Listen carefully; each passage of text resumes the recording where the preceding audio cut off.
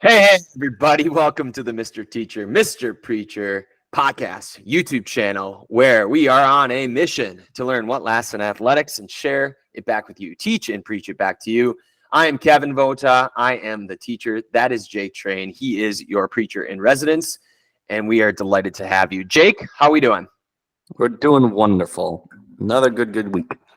Another good week, and we are here with another episode. So our episode is actually the first. Our context is, yes, we're studying what lasts in athletics, but we are starting off with The Pyramid of Success by the one, the only John Wooden. And we're going building block by building block or pillar by pillar, relooking at his blocks and saying, what do we learn 75 years later? So we've already covered the first four: industriousness, enthusiasm, friendship, and loyalty. And we are on the last block, Jake. This is book number one, deep read number one of cooperation, which is really working together towards a common goal, having utmost concern for what's right rather than who's right. And we are going to start off with Keith Sawyer's Group Genius, the creative power of collaboration. We're gonna cover the engine of cooperation, Japanese sasshi, not sushi, sasshi.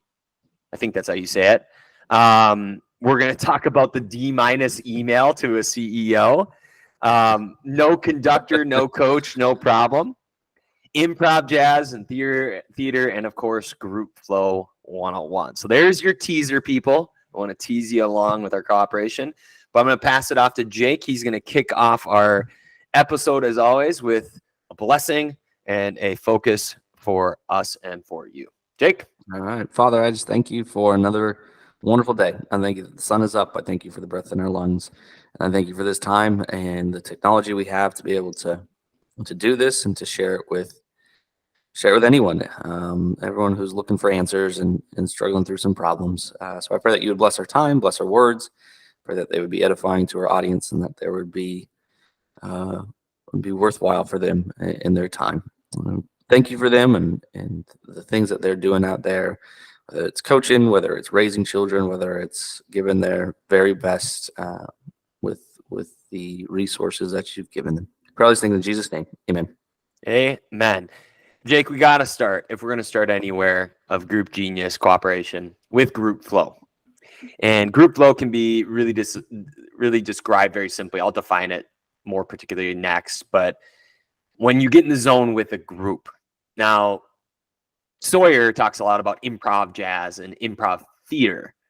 So I'm going to ask you, is there a time, so in the audience as well, is there been a time, whether it was interpersonally, not just these conversations, but a time when you were in group flow where you didn't even necessarily have a goal, but you created together along the way, added to each other's concepts, whether in athletics or outside of sports, where you came up with something interesting and new and different and unpredictable and uncontrollable, and it was like perfect jazz. It was sweet. Everybody kind of took a turn, and you made something out of nothing that you probably couldn't do again, even if you tried. So when you think of group flow, does anything stand out to you in your mind or in your past?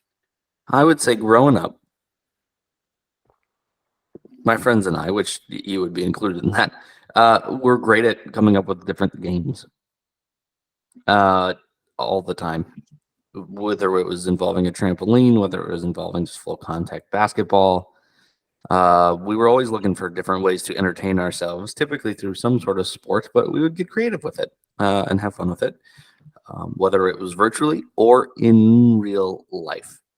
And no one, I don't know, it was never like anyone. And now that I know that I have kids and kind of how they respond to things of like, no, I don't want to do that, or no, that doesn't interest me. We never had that issue. Like, just everyone would jump in and we somehow found something that everyone would like, or everyone did like, and everyone would have their say in of like, hey, we should do it this way, or hey, we should do it that way. And there was never any butting of heads ever. So that's kind of what that's the first place that my head goes when you say group flow in my past. I would agree. It was very. I'm going to get more granular and specific. So I remember a time where we were lamenting the fact that we needed to merge soccer and baseball. I mean, just this needed to happen. Why it needed to happen, we did not know, but it needed to happen. And we had this constraint of like, how could we combine soccer, like a soccer ball and a baseball bat? And we invented a game where it was kind of like cricket. You had to bounce this soccer ball or kick it to the player, and you had to hit it between this thing, but it had a dodgeball element because soccer balls don't hurt as much as a baseball. And you had to run kind of like cricket to this other side and back, but it was like big base where if you went forward, you had to go. Like, I mean, you didn't have to move bases. And then, as soon as you got one out, you switch sides. It was just this menagerie. I remember having a lot of fun with that, maybe because it was so novel, trying to hit like a golf swing, this bouncing soccer ball. And I remember like, why didn't we ever play that more often? Because it was really stinking fun. And the other thing is we didn't have a lot of players sometimes. So you could play that 2v2 and it wasn't that big a deal. So I think the only thing we didn't have was like, if we would have played in a tennis court, it would have allowed our, to refocus a little bit. But I agree with you. That was kind of concept. We got A, we got B, we got C. What do we do? Oh, let's do this. And you get to the end, you're like, how did we get here? And that's a good, I mean, you can add if you want, but that's kind of good. That's it. That's a good, example of how innovation works through collaboration. Is it's not a lone genius. There's connection, there's previous conversation, and it's a small series of sparks. And oftentimes it's very hard to look backwards and say, well, how did that come to be? And sometimes we even just can't put our finger on it. Like, yeah, that's just kind of how it was. And that's where we're really going to go. So I'm going to define it. We're going to move to the first draft. I'm going to define group flow, the origins of this book, because we got to give massive respect to Keith Sawyer. Keith Sawyer is the man. Holy cow. One of the densest books I've read to date in our series and otherwise, and how he got to discover group flow. And then we're going to really look in like, how do you do this? We're going to go from general to specifics along with those teasers. So Jake, let's dive in. You listen for something. I'm not going to puzzle you today. I'm not going to quiz you. There's not a lot to quiz on. So just pay attention to anything that really stands out to you. And the first thing I want to talk about is group flow. So group flow is the group equivalent of Mihaly Csikszentmihalyi's famous flow state, when we perform at our peak and lose track of time. And this is a phenomenon that has been validated over and over, because we do see that, yes, individuals can get into flow on their own, but groups of any size can as well. And that's what this book is about, and how that can foster creativity, innovation, and the like. Now, where did Sawyer go and learn about this? That is one of the key things you need to know, is that Sawyer studied Chicago actors improvising their dialogue on stage, group improv, what he calls the purest form of collaboration. So if you don't know, SNL, Saturday Night Live, came from Second City out of Chicago. And if you go see a play, that has a script. If you go to Second City or some of these other ones mentioned in the book, they kind of have a loose structure to start, but they make it up as they go.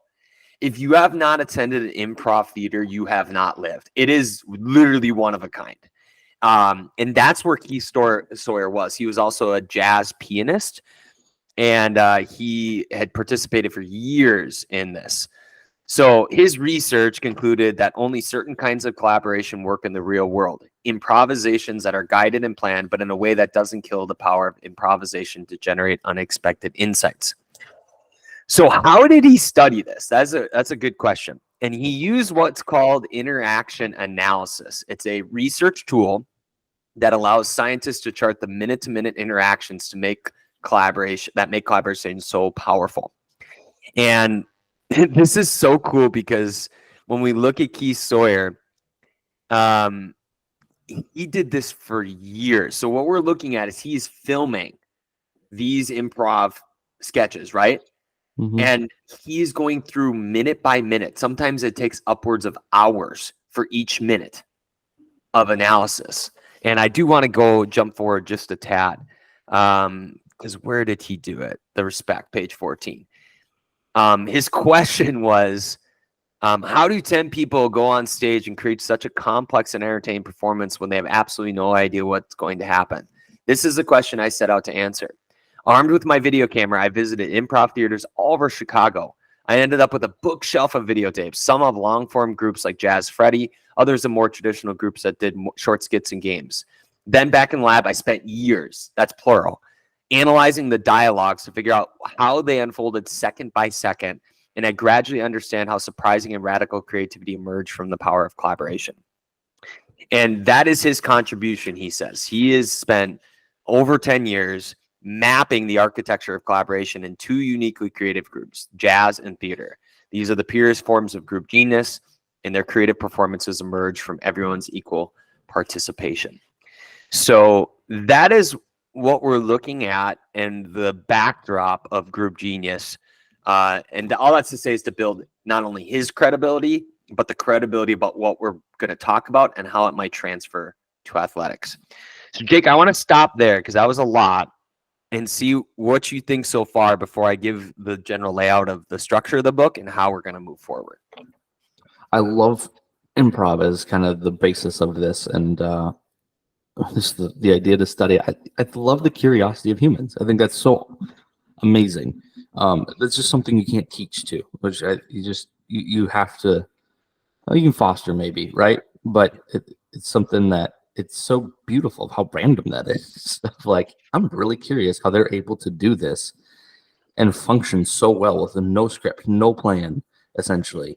I mean, I don't know I guess I feel like a lot of times my whole life is improv. So I kind of get it and I connect to improv, but to be able to do it that quickly with that many people watching you is a really cool skill. And then the curiosity to say, that's really amazing. I'm going to study it and just see if I can figure out how they do it, why they do it, how they get good at it is, I think, a great way to launch into this. Yeah. And we're not going to tease you the whole time because we'll give you the principles of how that happens because it can be used anywhere. So one thing is the structure of the book. So as always, go get the books, bookshop.org, your bookshop store of choice. That is now the quickest read of our affiliates for bookshop.org. But get the books because there's way more here than we can realistically cover, especially for somebody who's as thorough as Keith Sawyer. But how is this book structured? Part 1 takes us on a journey through amazing examples of creative collaboration shown by earthquake and hurricane disaster response networks, military teams, and pickup basketball games. We will touch on that one. He uses these to show that the most effective collaborations are improvisational, just like the performances of the Chicago group I.O. that appeared on CNN Special. So yes, that's where we're going to live. That's part 1 of the book. Part 2 of the book looks more at like creativity games and how groups can be creative together. We will touch on 1 or 2 portions of that, but not the games themselves. And then we're going to leave out part 3, which is the real world of earth-shattering innovation. Most of what we've heard about famous inventions is wrong because it's based on the myth of lone genius. So he goes a little bit more of the business route and how business can structure themselves as collaborative improvs, which doesn't exactly apply to teams. We'd have to be very picky. So we're going to stick with part 1 to stay true to our concept of cooperation. But the last teaser I want to give is from Laszlo Bock in the beginning of the book. And he was a part of Google's Project Aristotle work in 2015. This was his quote, which I think is fascinating. He said, "The biggest thing you should take away from this work about studying collaboration and cooperation is that how teams work matters more than who is on them." I'm going to repeat. How teams work is more important than who is on them. You can take a team of average performers, and if you teach them to interact in the right way, which you were just saying, Jake, they'll do things no superstar could ever accomplish. Okay, now, if you are not listening, now you should be, because what we're doing now is how do you do that? And now the rest of the book and the concepts we'll talk about in this episode are how we go about that. It gives me a little bit of hope, Jake, that we are not just in a superstar league, in a superstar world, that if you can learn how to interact, we are going to fly. Cool. All right, you ready, buddy? Let's do it. Let's do it. Second draft. So in our second draft reading, we're going to tease apart the tools, the tips, the lessons you can learn and apply. So Jake, we're going to go from general to specific. What that means is we're going to kind of look at the general ideas of group flow and cooperation as put forth by Sawyer, and then we'll get into some specific illustrations or tips in there. So group flow, pick and preach. Pick and preach is where I'm going to give Jake some of the concepts, and he can pick out the ones that he really stands out to him and how they might apply.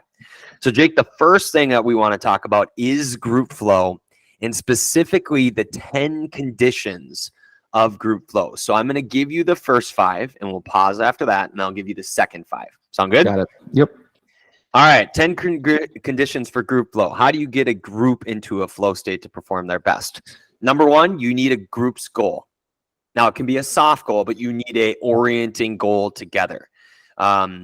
So in basketball, it could be to defeat an opponent. Jazz and improv theater, it's to like put together a performance. Group flow condition or trigger number 2 is close listening. This comes up a lot, is that there's a lot of listening in jazz and theater where you have to listen to what's going on, deep listening and social sensitivity. And in improv, if you stop listening, you've already decided what's going to happen. It's actually frowned upon. Number 3 is complete concentration. So in group flow, you really need to merge in together and focus on what's happening in the current moment. And that is usually what's going on as the team. Number 4 is being in control. So teams need to have some semblance of autonomy. Group flow increases when people feel autonomy, competence, and relatedness. It is the top predictor of team performance. They need to be in control, not be controlled. Flexibility, listening closely, be willing to defer.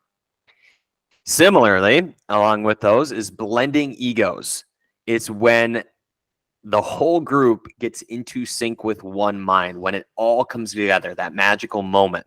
So it's that I bring A, you add B. We got A and B adds to C, and then it adds to D. So it's this listening and reacting where no one person necessarily has to, what is the movie with Mel Gibson where he's Braveheart, where like that one person's leading the charge with the flag? You can have a leader, but it's the merging of that where you don't even know, it's not a me anymore, it's a we. So there's that transition. So to review, see what sticks out to you. Number 1 is a goal, group goal, close listening, complete concentration, being in control, and blending egos. That sounds like a perfect storm. I mean, I'm just going to my history of coaching kids. Perfect listening and getting them to concentrate as a team is a very difficult task. What do you think about when you talk about goals? What if those were values instead of goals? In other words, what if you viewed your values as goals? We are going to be X, Y, and Z today is our goal. Well, it talks a lot about the difference between problem solving, if the goal is well understood, versus problem finding creativity, whereas group members have to find the problem. How are we going to be gritty? How can we find the grit? So it's much more open-ended. So I would say values would function as an open-ended without going too far into which value and which, how would that actually look in a practice, let's say. But that would be interesting. And the balance is like no goals on one end versus default having too many goals thrust upon you. There's a balance there. Yep. Say more about that. I think, well, let me take this from a bigger perspective, because I think they're all very, very connected. So if you start at goals, if you have a goal that's not connecting or not interesting to your team, you're not going to listen closely. They're not going to communicate about it appropriately. They're going to lose concentration. So I think it's very apropos that the goal is the beginning of it, right? And making it very clear, and then having them buy into the goal, right? Having a goal that is reachable, attainable, still a challenge. There is an art to making a goal for a coach, and that would seem to be the launching point for all of these. Yep. Once you get that buy-in up front, the rest will start to kind of fall into place, right? They're going to listen more closely when the goal is more enticing to them. So I think for me, that's the biggest one that stands out. It's a great foundation for the rest of them because if you go through those five, like if you isolate those, they can be very daunting, right? Like Yeah. how do I get these kids to listen closely, right? How do I get them to concentrate when they have all sorts of other things going on, or they might just be 11-year-old kids who it's like. And So this that's is why I the always art. start with the goal and Yeah. making sure that's enticing and pulling them in right off the get go. Yeah, and I think that's one of the bigger parts of when we're going to talk about games down the road here in this series is building the context, not to control, but like a loose like sketch or a canvas, and then allowing the sense of control for the group to interpret that sketch like how you will. It's like, I'm not going to tell you how to do this, but I'll build you the context, and I might even contribute because I don't know how to complete this goal. So I think games will be one of the key frameworks So that automatically drive and cooperation. to give a little bit more detail to what you're saying, let's say you set out an activity. So for soccer, we do a thing that's quite common where you lay out gates and then you have the kids dribble through the gates and then you see how many gates they can dribble through in a minute. Okay. And typically the only restriction I'll put on is you can't dribble through the same gate twice in a row. Okay. Most of the kids will then go and start dribbling through the gates and they'll go at about 75-ish%. Like there's definitely another gear that they could go into. And then there'll be one kid who will figure out that he said twice in a row, not twice. And they'll find the two closest gates. And all of a sudden that person's pace will pick up to 100%. And they'll just go zig, zig, zig, and then we'll get to the end after a minute. How many gates? Okay, I got 10, I got 12, I got 14, I got 45. And everyone will go, what? What are you talking about? And then everyone kind of looks around and is like, what happened? What's going on here? Well, I just said twice in a row, guys. So, Timmy over there just went between the two gates as fast as they could. Oh, okay. Let's do one more round, guys. They all find the two closest gates that they can. And all of a sudden they jump up to 100%. I don't stop them from doing it. Is it my necessary intention? No, but they're moving faster. They're still changing direction. So it still accomplishes it. It's just interesting how all of a sudden one idea creates everyone to go way up in effort, way up in focus, way up. And a lot of it has to do is because I gave just one person in the group the ability to control something in kind of a weird way. And then everyone like, oh, I can control it too. Oh, okay, let's do this. If you take that progression out, you do it another round, and then someone will get higher. Well, how'd they get higher? Oh, well, I was turning this way specifically. So this way was allowing me to turn faster. Oh, and this is typically a different kid, mind you. Yep. Oh, and then they're all doing that. So allowing them to control and add to each other. Yep. Picks up the effort, the frequency, all the good stuff. I'm going to cut you off because you beat me to another group flow trigger. So now number 6 through 10 is straightforward. We have to wait a couple, but 6 through 10. So pick and preach. Number 6 of group flow triggers is equal participation. And what that means is not everybody just participates, but the skill level is comparable. So that's why professional athletes and amateurs don't mix, is because somebody dominates or is arrogant or doesn't think anything can be learned.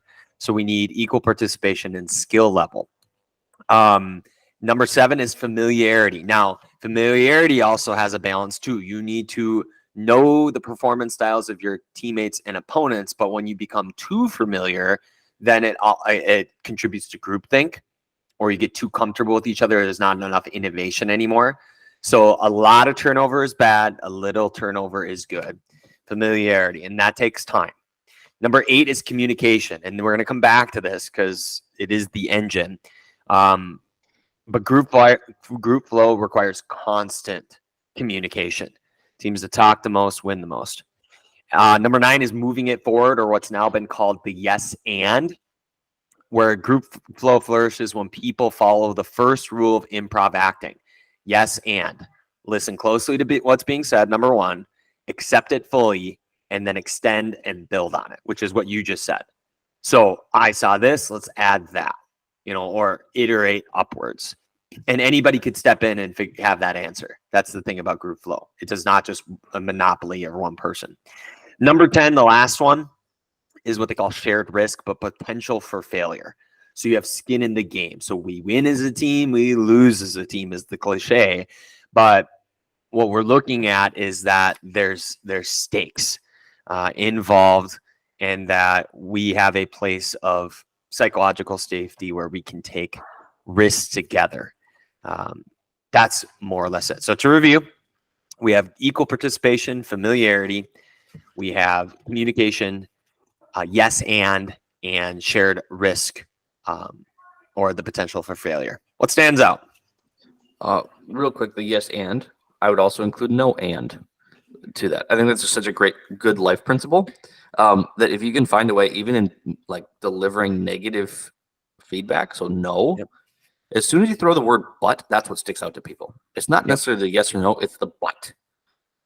Right now, you're interjecting you into it. You're that but discounts what was before it, and now you're interjecting yours. Whereas an and says no, but no, and I'm acknowledging what you're saying, and here's what I'm adding to what you said. Right, so you're building off of something. So the and versus but is a really good communication skill to include into your everyday life. But I would say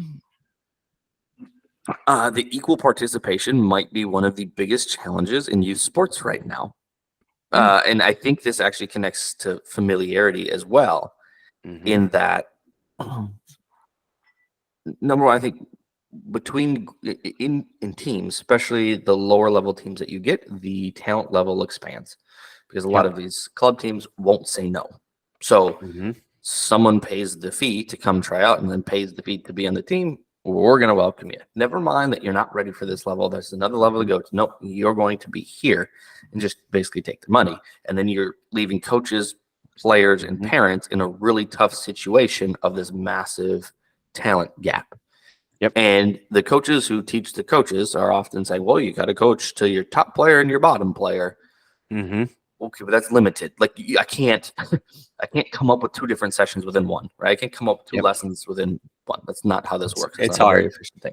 It's very hard. So that I think needs to be addressed. It's okay to say no and tell someone the level that they should be at. Okay. Yeah. Then not forever, just right now. Right. Exactly. And I think part of what I would then feed into that is we oftentimes create teams and then have those teams go together for 10 months, a year, and then just redo it again the year after that.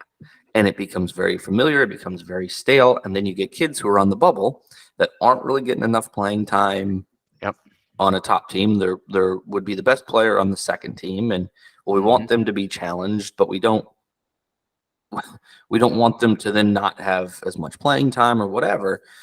And so we get very stringent about teams.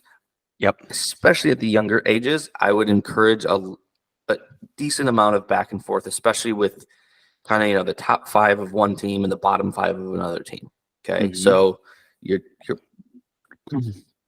training them. It's like, we're going to a tournament this weekend. Okay. Well, we're going to pick these 10 players to go this weekend. And then the next weekend, a different 10, maybe the same core of 6 or 7, assuming they're continuing to develop, but have that flexibility of saying, on one hand, like, don't ever feel comfortable. And it's kind of a cruel way to put it with a kid, but trying to keep it fresh, trying to keep it unique, trying to keep challenging kids in different ways and with different kids around them, I think would be super beneficial, especially at younger ages. Instead of pigeonholing them for a year, seems quite dark and brutal, if I'm being quite honest. Well, and it's only taboo in youth sports. Like the majors, this happens all the time. Like you get sent down and you go learn how to throw a changeup, or it's not working, or like your performance dictates that. But we don't seem to have the mechanism for that. I would almost rather have as many games as possible. It's like where you almost play 2 games when you go to the location, if you possibly could, right? Because the real goal if we're looking at it is the challenge skills sweet spot, where you're trying to get everybody up and to grow. Like the point of this is growth. So choosing growth, and what does that look like, holistically, and doing the very best you can with that. So I agree with that. I don't know how to do that necessarily, but I hear you. And with that, now the improv people would come after you, Jake, for the no and thing. They would say, like, receive it and then just take it another direction.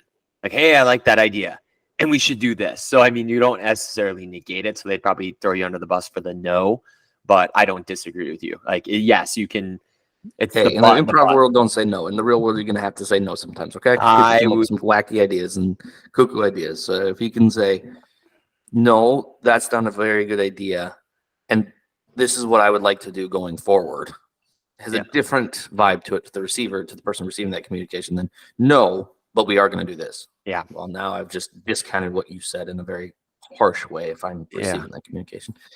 That's so one of the best things that's ever come out of Keith Sawyer's work is all those years, over a decade, boiled down to those 10 flow triggers.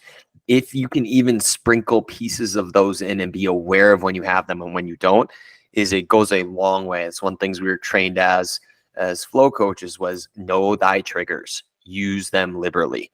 And that's your high octane, recipe. It's like you can have the most terrible, or just generic bun in the world, but if you have a good hot dog, a good brat, a good burger, if the meat is good, you're good. And that's what your flow triggers are.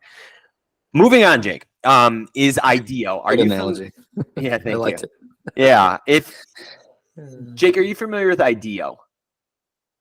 Have you heard of IDEO? IDEO. IDEO, all capitalized. No.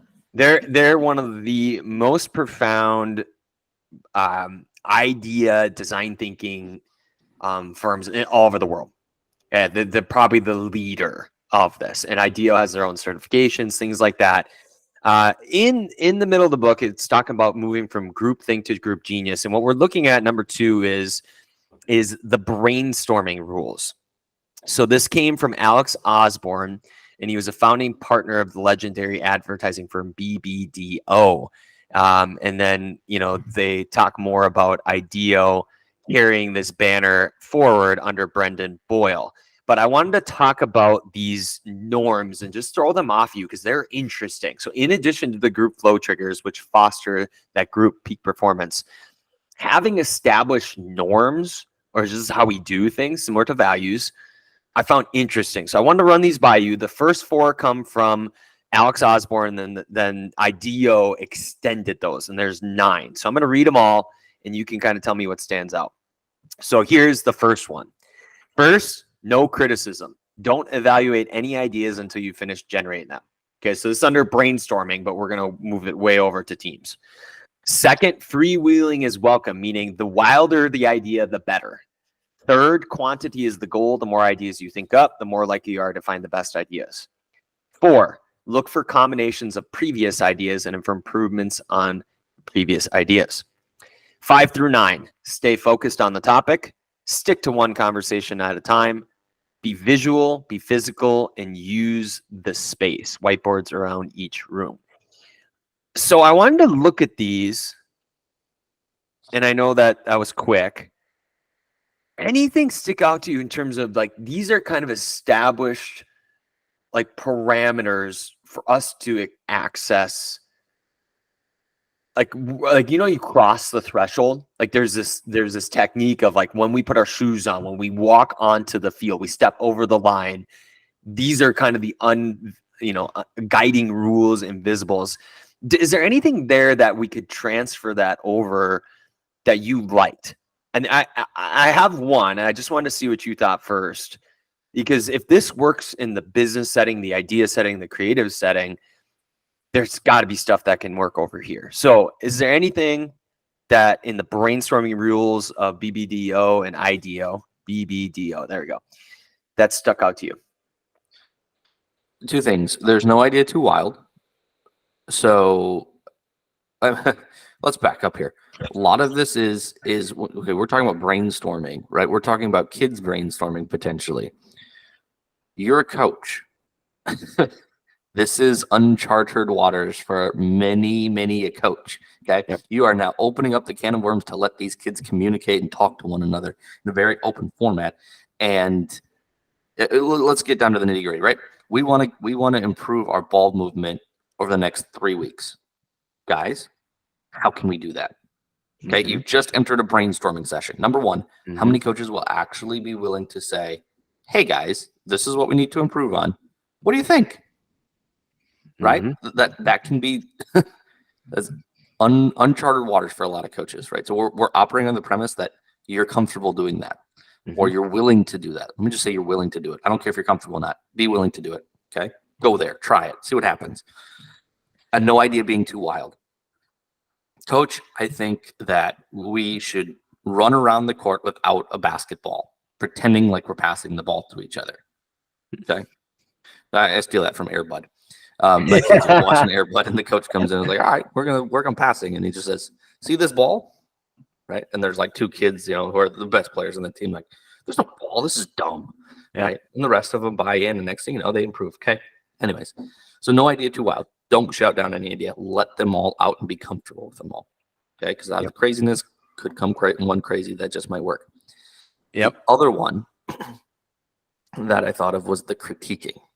Oh, I'm glad you brought this up. I have something big to add here. Go ahead. So for me, I think it's very important. It's very specific that you said don't critique until the idea has been fleshed out. Completely agree. I'd also say one of the killers of teams is a fear of critique or a fear of, I'll say critique, right? I think there's a difference between critiquing and criticism. That there's a big fear there. And there's a fear for people to give the critique, and there's a fear of, not a fear, there's a horrible understanding of how to receive critique, right?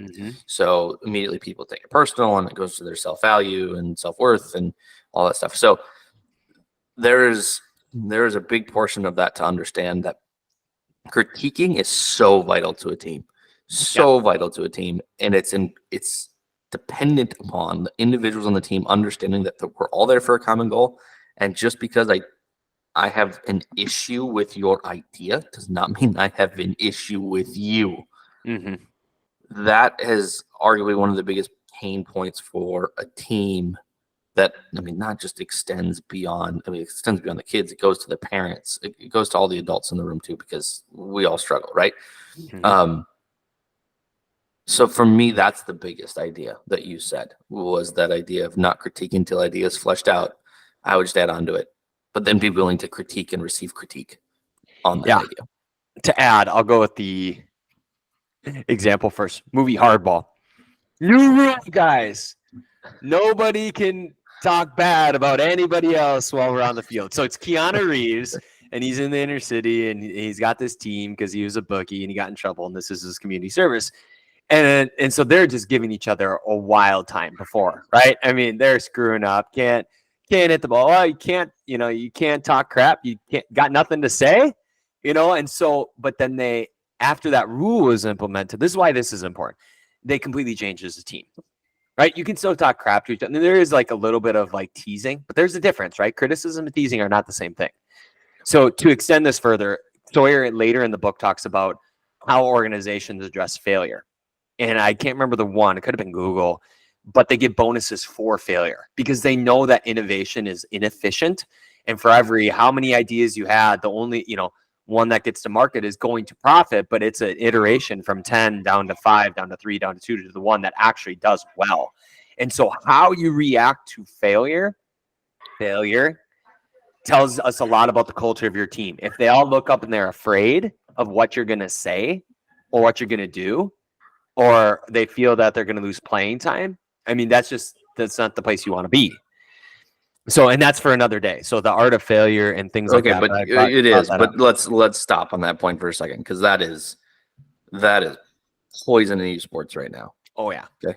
How many of you pull a kid off once they've made a mistake? I've seen it in my own teams. Coaches create such a culture of fear of failure, and it makes me so sad. Sad. Okay. Like no one got there by being perfect. Everyone gets to where they get because they failed more times than another person. That's just the honest truth of it. So we need to cut that out. I love the phrase. They rewarded failure. Yep. Oh boy. Start trudging into that water as a coach, right? I pray that someone does, and like you go to a game and it might be one of your worst players, but they're trying things that you're asking, and then you play them most of the game, and then you get one of the parents come up like, hey, why are you playing Johnny? He's terrible. And you go, well, because he's failing more than the other kids. And just watch the parent reaction. Oh my goodness. I would want that on videotape. Okay, sorry, sidetrack. All right. Since you prime me, I'll take the bait. So, Sir Harold Croto said in the middle of the book, 9 out of 10 of my experiments fail, and that is considered a pretty good record among scientists. Mary Murphy Hoy said, if we're not failing 10 times more than we're succeeding, it means we're not taking enough risks. Alberto Alessi, a famous Italian product designer, gets nervous, literally. Imagine this as a coach. If the company goes for a year without at least one major product failure. Alessi created a private company museum to display the company's failed products. Weekly staff meetings are held in this space where employees are surrounded by all the flops. But in spite, and I made a note, because of its failures, the company is a success. It employs nearly 1,000 workers and enjoys more than 130 million in revenue. Unbelievable. I love it. Team that makes the most mistakes wins. This is why I think this comes from professional sports. Coaches watch, professional athletes watch it, parents watch it, right?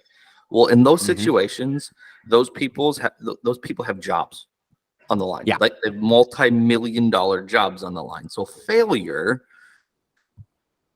can be a lot less tolerated from their perspective. I think is what the argument happens, but we're not professional sports. You don't have a multi-million-dollar job on the line. Fail. Though I think in the business world, there might be some overlap there. But anyways, another topic for another day. But yeah, so those are the generals. So we have group flow. We have these brainstorming rules. There's also 7 characteristics of effective teams, which are harder to apply in this context. But I want to get to some specifics, Jake, in our short time today, and go into the engine of cooperation. So according to Keith Sawyer, when he talks about indexicality, I believe the engine that drives collaboration is conversation. And he said that I've found that conversation is wonderfully improvisational as long as, here's the conditions, we open ourselves up and let it happen. Now, there are some other things that we talk about with conversation. It is the number 1 rated or most common type of group flow is conversation with somebody.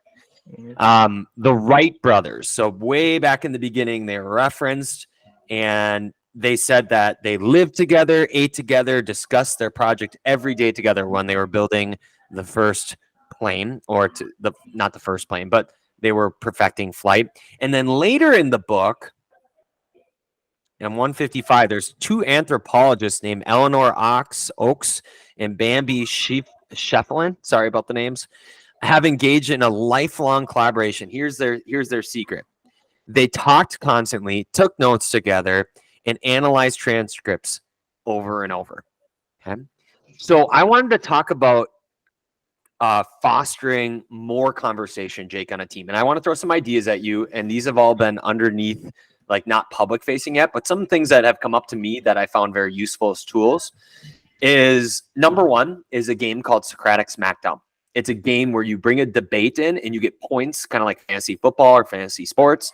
You get points for the discussion strategies. I use it in my English teaching days where we would have a debatable topic. We read the article and then the kids would write it up and I would count their points. So that's number 1. Number 2 is there's something called 36 questions to fall in love. And so it's this concept of continual vulnerability where you share things about yourself back and forth. It's a set system of 12, 12, and 12. That adapted to athletics is really interesting. So we have a little bit of debate. We have a little bit of vulnerability. And then this other one is that I've been thinking about a lot lately. I tested it out at a tournament. Is just team talk or even card talk where you have like a deck of cards of questions just to learn about your players. So at the end of a tournament, I drew a card and said, all right, what do you want to be when you grow up? And I had 2 players up there. They answered. I had 2 more players stand up. I asked them another question like, okay, if you could have any dessert in the world, what would you have? Okay, another one. What's your favorite Dairy Queen Blizzard? And so what I'm thinking about here is that if this is really the engine of cooperation, group flow, what might be ways beyond just the playing? Because the more flow you have, the more flow you have. So I'm just saying, like, if the kids are chatting constantly, great. Before, during, after practice, outside of practice, the better. Those are some of my favorites as I just think out loud. What do you think about conversation, and how would you go about bringing more conversation into your teams? Yeah. For me, it goes back to autonomy. I have to give them autonomy to have those conversations. I think there's the natural friendship type thing of what you're talking about. That Yep. absolutely is right? Absolutely applies. Getting creative of how to get them to engage with one another. I'm going to slide a little bit more towards the game conversation or the activity conversation. You have to give them autonomy to problem solve.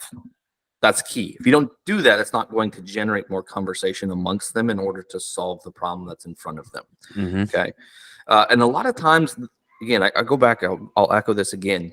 A lot of it has to do with not being able to take criticism and someone not knowing how to deliver a critique.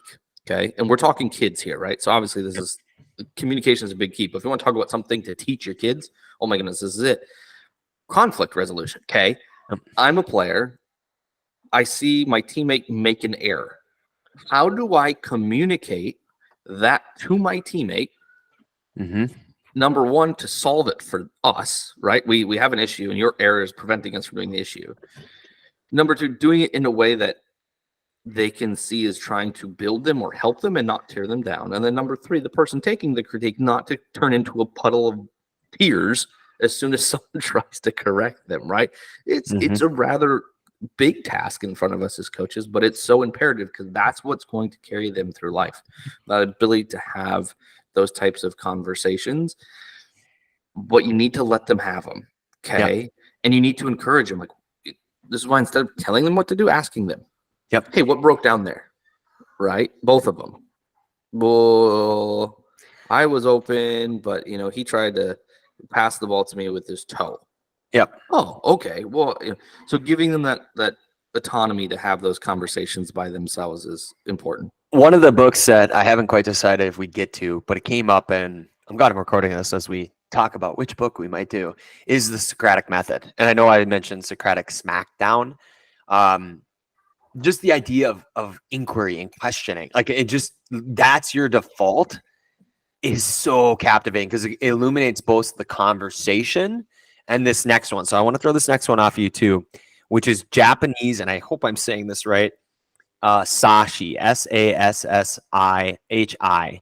So Americans tend to think it's the speaker's responsibility to communicate clearly and unambiguously, and that the listener shouldn't have to do any real work. Now, in Japan, the cultural value of sasshi, is just fun to say, emphasizes the concentration on the listener and the assumption that he or she will be able to guess the speaker's meaning, kicker, even if it's not explicitly stated. Because the most creative conversations are like improv theater dialogues. Each speaker reinterprets what was said before and builds on it in a new direction so that the unexpected creativity emerges from the group. So there's this constant conversation, constant combinations, constant building, if you bear with the repetition of constant. What do you think of Sasshi? I mean, the listen, so underrated. Not what I expected. Learning about cooperation. The one I want to rewind in addition to that is to your point about giving autonomy. You got to know that innovation or creativity is inefficient in one aspect. This is messy, it's unpredictable, it's uncontrollable. If you don't allow space for it and let it happen, you can't expect your teams to be innovative on the back end. So everybody wants that in the big game for their players to be super confident and be able to communicate and to do things creatively. If they haven't practiced that, you can't expect it. So I rewind on that. And so I just wanted to agree that it was reiterated over and over that you need tight and loose, some balance in between, but there's this listening aspect. So what do you think of Sasshi? It's very interesting.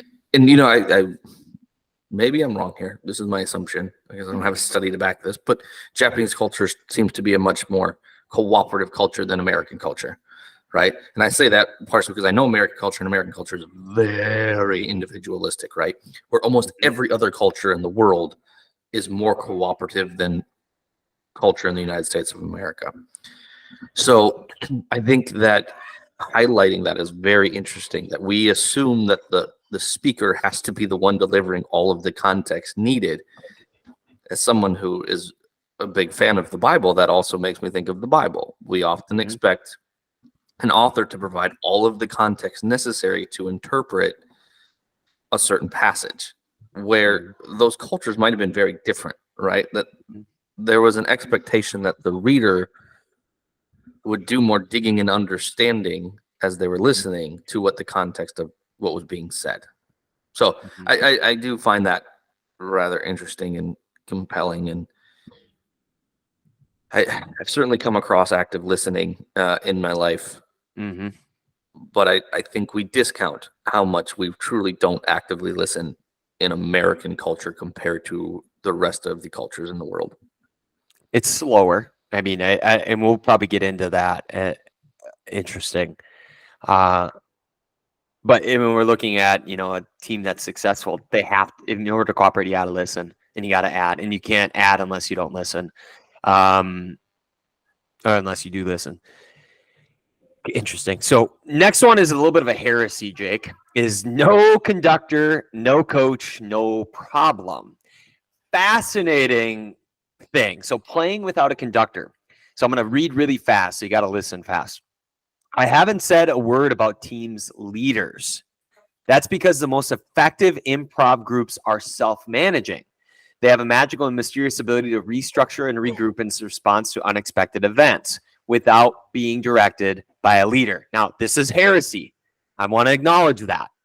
So there is a paradox of order and control here. Okay.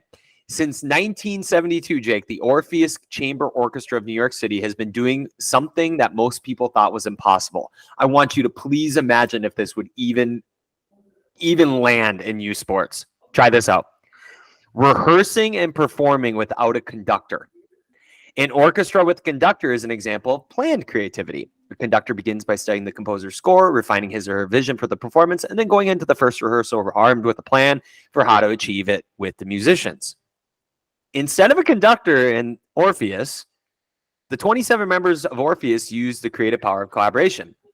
Okay?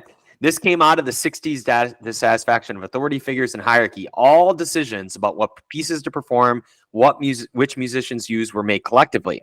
No one controlled the rehearsals. All musicians were free to say anything at any time. Quoting Eric Bartlett, the musician, "We're always fighting with each other, but we're always fighting it out." That's a good quote. They emphasize that listening is a reverent term. Each musician has to listen to all the others with a degree of concentration and intensity that becomes almost like a Zen state of awareness. And they also have to trust in each other as well in order to listen, take responsibility for the piece, and not just their own parts. Now, in recent times, they have nominated a concert master from among the musicians to lead each piece, but they're like a part of the team. Think like a player coach is what I want to compare that to. This takes 3 times as long to rehearse. Okay, so they take a long time. Now, the question you might be asking is that inefficiency worth it? Here's what they said. Since the musicians are listening and interacting with each other during the performance, each performance is different. The inefficiencies of the process are what results in an unexpected innovation. There's a special energy. The feeling, according to arts critic James Traub, the feeling that the musicians were playing as much for one another as for the audience. So all that's to say, Jake, in terms of cooperation, what do you think about this no coach, self-organizing, or at least a portion of an athletic experience being self-organizing and generated, just like Orpheus? How might we bring Orpheus to athletics? Just a good question. Sorry, I'm not patting myself on the back, but let's be clear here. They're not devoid of leadership. No. So they may not have a coach, but they're not devoid of leadership, right? There's a distinction there. I think this is spot on. This is genius. This is what I guess in some way I've been talking about when we talk about automation. We talked last week about I think it was last week, maybe it was a couple weeks ago. I don't remember. Leaders eat last. Or Yeah. one? Okay. But the ultimate sign of whether you've had an impact is if the person behind you is better than you. Okay. Here's what I tell the kids that I coach all the time. I want you to play the same way, whether I'm here or I'm not here. It isn't about me telling you what to do. It's about guiding you so that you can figure out what to do. Yep. This is the whole teach a person to fish versus give them a fish. Yep. We as coaches are to teach how to fish, not give fishes. That is, and I think it ultimately here what is being talked about. I just finished the show Band of Brothers on Netflix. Okay. Phenomenal show. But I think what I pick up out of this is there was one lieutenant in their company who was known as not a good leader, right? Often didn't answer any questions. Was just always going off to meetings, leaving the front, leaving his men, really never deciding anything. And other lieutenants would walk by that weren't reporting to the men. The men would be like, oh, we can't do it with this guy. Like, what are we doing here? But their purpose, like they were still able to function without him, right? And they were somewhat reminded of that, like, but who we are, so stop bad mouthing him because it's not doing it. So the objective, what to do. You're still part of Easy Company. Well, let's go out and do our thing, right? Get what you're saying. You're not wrong, but also you're still prepared. So stop looking for an excuse. Stop looking for something outside of yourself for a reason not to be you, not to be us, kind of a deal. So I think it's spot on. I think it ultimately as coaches is what we're trying to do. I'm trying to. That's why I prefaced this but they still had leadership. They may not have had a coach, but they still had leadership. Well, that's what we're all trying to do as coaches. I don't want to sit there and be yelling and telling you what to do every game. You have to figure it out, and you have to be able, as a group, to figure it out, talk through it. And in order to do that, you do need leaders. You do need people to stand up and say, okay, you've talked for 15 minutes. Please shut up. Yeah. And moving on to the next one or something. But even the shift from coach as conductor to coach as concert master versus more of a facilitator. It's almost there's a really funny balance of like a coach that doesn't know really anything in youth sports, and that being a good thing because they have to learn along with the kids, and a coach so far down the line of mastery that they're Miyagi and they're like, I'm not going to insert myself here because I need them to figure it out. And then there's everybody kind of stuck in the middle where it's like, it's my plan, my way, my thing the whole time because it is efficient and, you keep kids organized and things like that. So I would dare say making that shift. And here's the deal, right? When I go back to we kind of pigeonhole kids for a year, we do the same thing to coaches. Oh, well, yeah. If I only have a year with the group, right, and the person behind me has a different style, the person in front of me had a different style, can I really afford to have the patience to say, yeah, no, we're going to figure this out, guys. Go ahead, figure it out. Yeah. It makes it tough. It's like I do have that mentality. Hey, we're going to figure it out, but I have no guarantee that the next coach that comes in to coach those kids isn't going to give them all of the answers and, in theory, make all of what we did the year before seem to be just a messy mess where it looks like coach doesn't do anything. Yeah, I agree, and that's something that's you need to have patience with. But the next section, Jake, is the importance of pickup basketball and finding we talked about futsal a rainy day ago when we were in industriousness with, I believe it was the talent code. But I want to talk about pickup basketball. This is so interesting for cooperation, and it goes back to the beginning of the book. And this is why we started and are going to stay here. Is that pickup basketball is the exact autotelic experience. And I got to find the right page. So Jake, tell me about your experience in pickup basketball. How much did you even play pickup basketball? Because I'll admit, to give you a little bit of think time, this is one area of especially basketball, I didn't play enough of. And it showed. Like I was really good at the fundamentals and the rules and like the plays, but it became so rigid that hindered my development in certain skill areas, especially creating off a shot, shooting, finishing at the rim, things like that. So what's been your experience with pickup basketball as I load up the page number here? Not much. I didn't play pickup basketball probably till my 20s with you guys. I played pickup soccer over lunch. Did a lot of that. But but what's funny is within an organized team, I never played pickup sports, quote unquote pickup sports. Yep. Everything was organized, everything was structured. And that's what there's just not a lot of. The U.S. is the best at basketball by and large, has been for a long time. Other countries are starting to catch up, right? Mm-hmm. But we still produce the best basketball players. Mm-hmm. So I might be being you the punch here, but something that I've observed before you say anything is what is in every playground in this country? A basketball hoop where kids just go and pick up a basketball and a couple more kids show up and it's like, okay, let's go play. So, well, we only have one hoop. Okay, well, how about we figure out, let's just say this. If you get a rebound, you got to take it back behind that 3-point line thing, and then you can go score.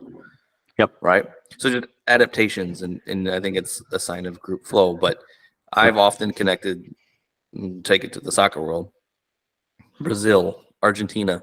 Well, what do they have all over the place?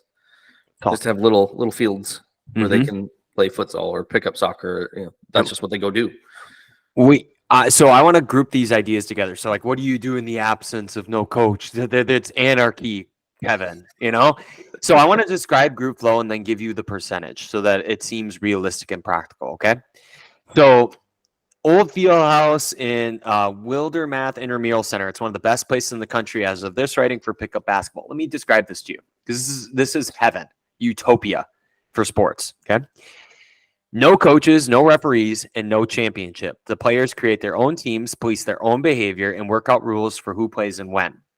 Games at this YMCA, as described, brought together lawyers, police officers, a liquor store owner, a minister, factory workers, a flight attendant, and ex-cons. Pickup basketball, or whichever sport you want, whichever version, brings together executives, professors, workers, and streetwise teenagers.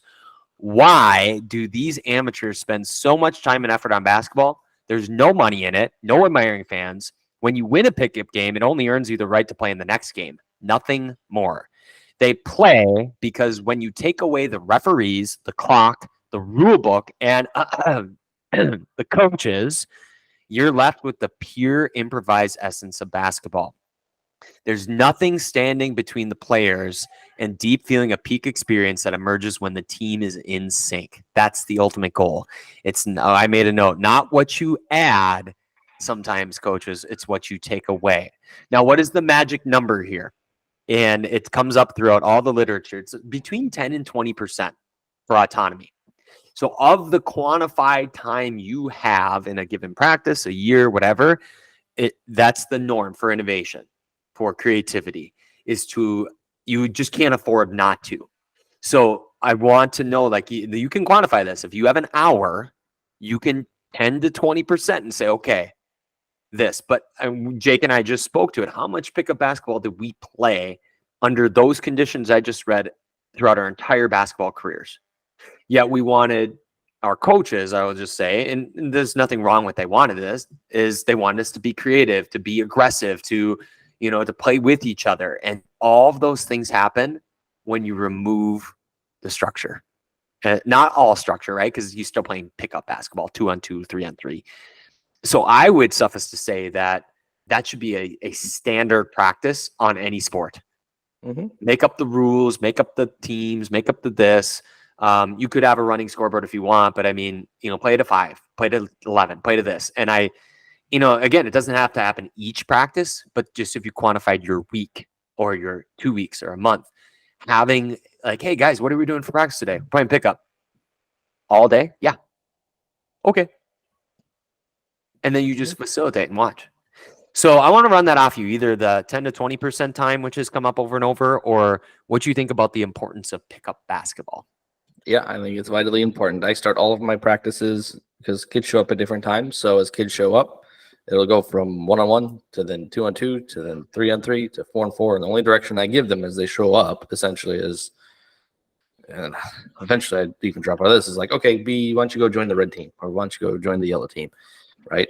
And it's great to see their faces when they show up kind of for the first couple of practices, because they're like, all right, coach, what are we doing? What are we doing, coach? Just playing. And they look at me and go, just playing? Well, yeah. See, there's 2 goals. There's a ball. Just go out and play and go. That is the only direction that I've given them. I get there early, set up the field. As they show up, they get into 2 teams and they play. And I usually, depends if I have like an hour 15, I'll typically do like the first 15 minutes. Just go out and play. And they have loved it. They respond to it really well. It gets them engaged. It gets them communicating with one another. All sorts of good stuff. They're laughing typically. They're giggling. It's a really good way to start off a practice on a positive note for them.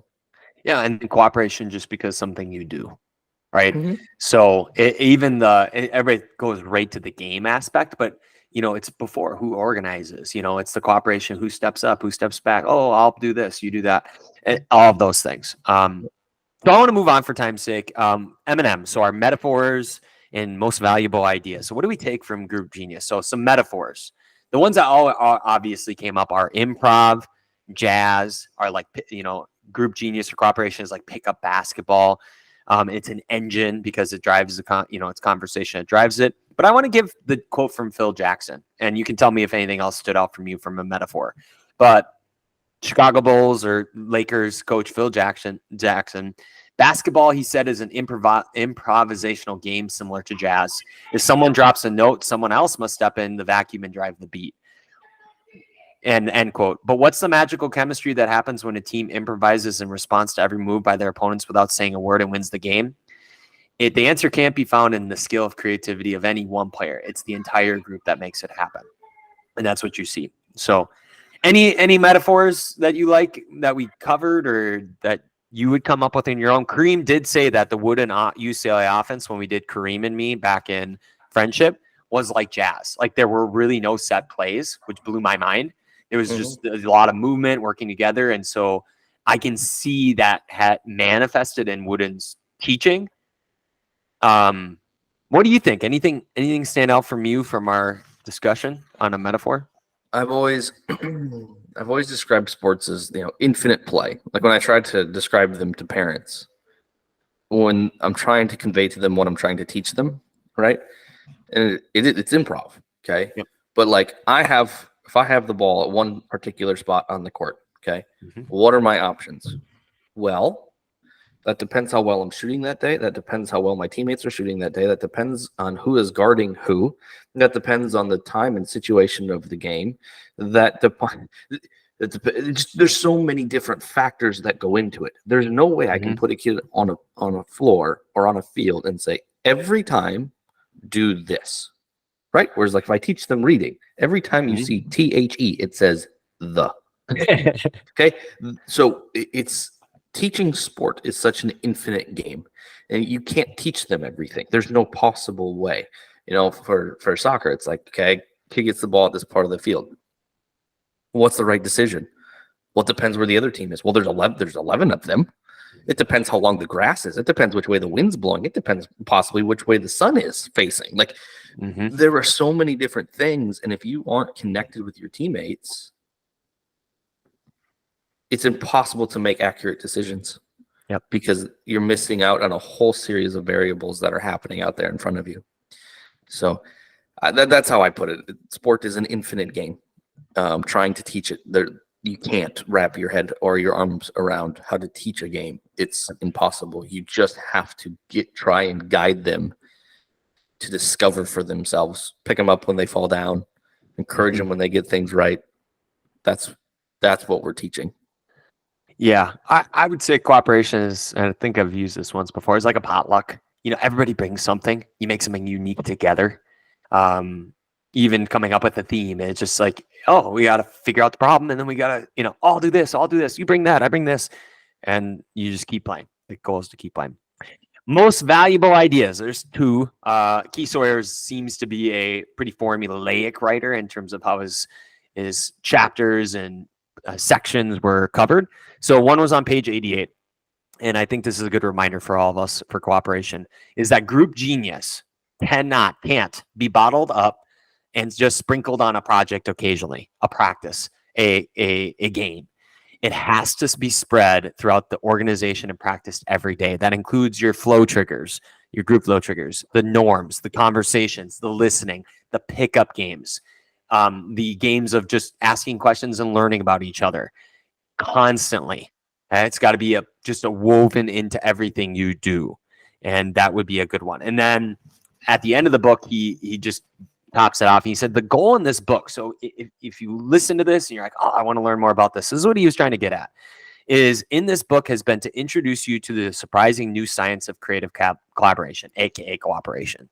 My research shows that collaboration is grounded in good conversations that flow like improv, like jazz or improv theater, that wander unpredictably, but that wander toward an exciting goal. I like that adjective, exciting goal, an outcome that no one expected.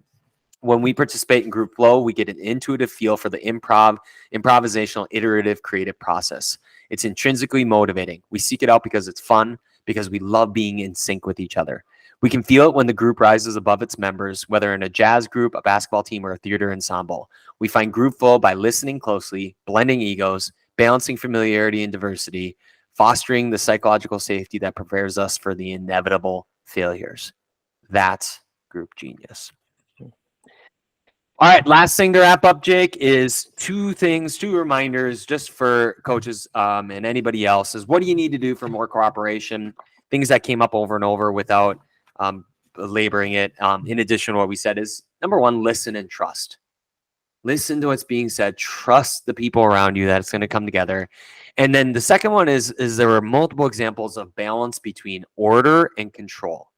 You can't be completely on one side of squelching out and having no autonomy whatsoever, but it can't be completely loose on the other end. It's that really loose, delicate balance of both, and being able to go back and forth between those two. So, Jake, any other final words before we wrap up on cooperation? Cooperation. I would quote the great Miss Frizzle. Take chances, make mistakes, and get messy. That's cooperation. Encourage groups, encourage your teams to take chances, make mistakes, and get messy, and then figure out how to clean up the mess. It's not easy to do as coaches. It requires us to let go. But if you want groups to get together, let them go ahead and make mistakes. Let them go ahead and make messes, and then let them go ahead and try to figure it out. Just guide them. Who's Miss Frizzle? Come on. What's this Are from? Are you kidding me? I didn't play any pickup basketball, Jake. Help me. Come on. Yeah, but you watch videos in elementary school. Yeah, but what's this from? I didn't realize it's a kid's show. Come on, the Magic School Bus. Oh, man. I should be shamed. Eternal shame. I just assumed that was so ingrained in our childhood. I don't know. I didn't like science, so the idea of the Magic School Bus was a little out of my realm. Got to watch a movie in school. How do you forget that? I don't know. That one didn't stand out to me. It was way better. And then I got to high school and they started playing videos, and then it was two elephants. I do not know how to transition out of that except to say, go get Group Genius, Miss Frizzle or not. Maybe it is your magical school bus ride to group collaboration and group cooperation. Look at that. It just transferred. Let us know, like and subscribe, share this with somebody, the lesson, the tool, the tip, the idea that you could take and apply. What's your favorite? Let us know. We're still learning all the different tools and tips that we can apply and taking the best of the best and applying it in our own lives. So yeah, do go get the book, Sawyer, Group Genius, The Power of Collaboration. We will be moving forward with some of the concepts, the books on, defeating ego, listening, conversation, games, all with the idea of, okay, what can we learn to foster an environment or just create more cooperation? Jake, final word? No, Miss Frizzle was my final word. I can't top that. I can't top the great Miss Frizzle. Sorry. Well, then I will stop and say thank you for learning along with us. Join us on another magical school bus ride into what lasts in athletics, and we'll see you next time. Thanks, everyone. I can